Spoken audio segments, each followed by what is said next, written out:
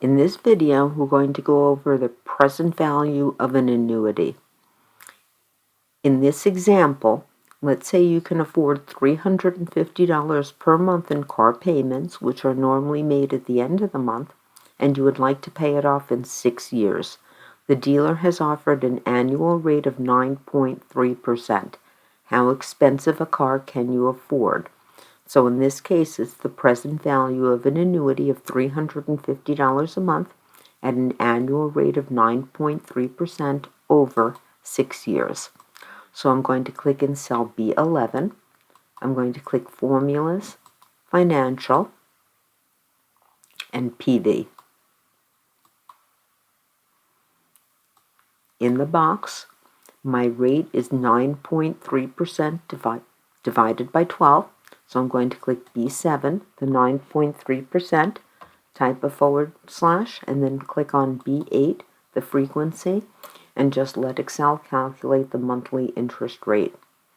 For NPER, we're going to be making 12 payments a year over 6 years, so the NPER is B9, 6 years, multiplied by 12 payments a year is going to give us 72.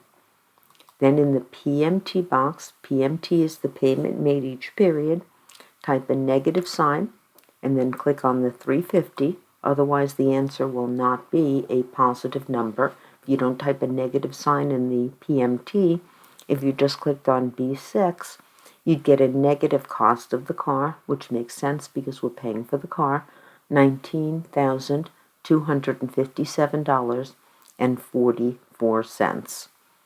If you were making the payments at the beginning of the month, all you'd have to do is click in the type box and type a number 1, but car payments are normally made at the end of the month. So we're going to click OK. We have a present value of $19,257.44.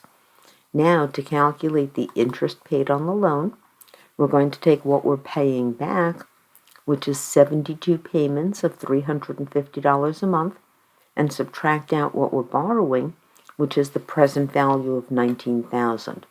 So in cell B12, I'm going to type an equal sign.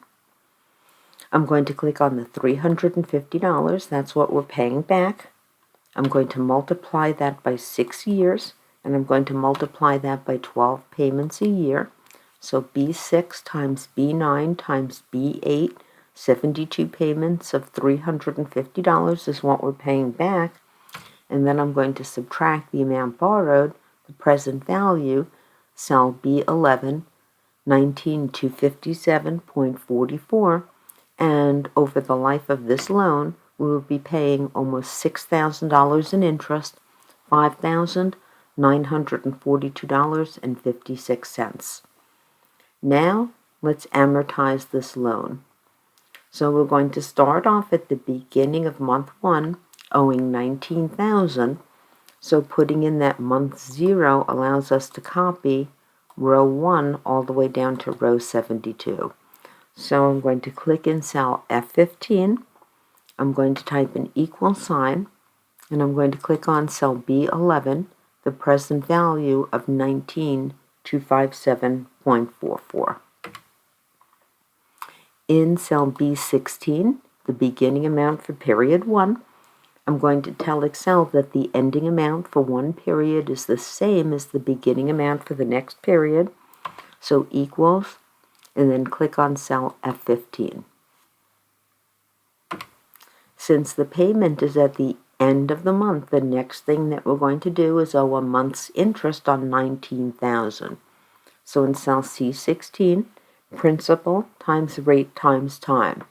So I'm going to type an equal sign, click on cell B16, the beginning amount of $19,000, multiply it by the interest rate of 9.3%, so multiply it by B7, but remember that must be $B $7 or it will not work.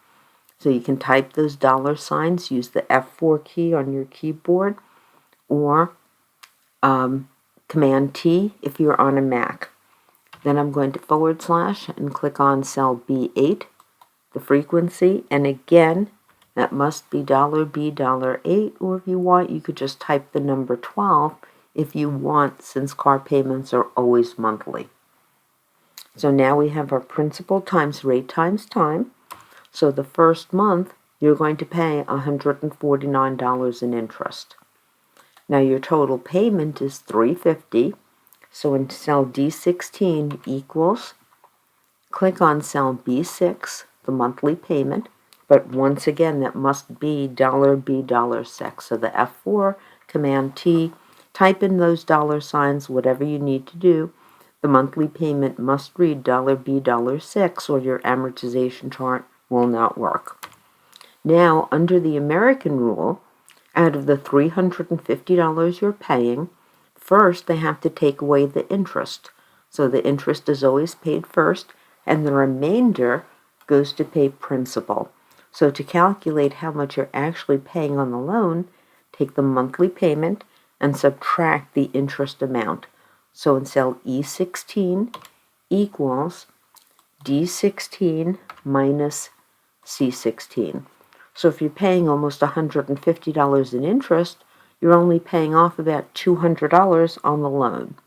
So when I hit enter, you're actually paying, even though you're making a payment of $350, you're only paying off $200 of the loan amount.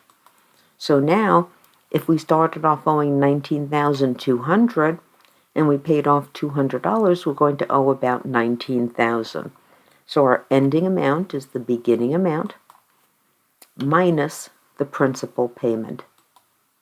Now this is an example of an installment loan, so by the end of 6 years or 72 payments, we will have paid off this loan, so we know that we're correct if the ending amount is going to be 0 at the end of period 72, which means again we would have paid off all the principal and all of the interest.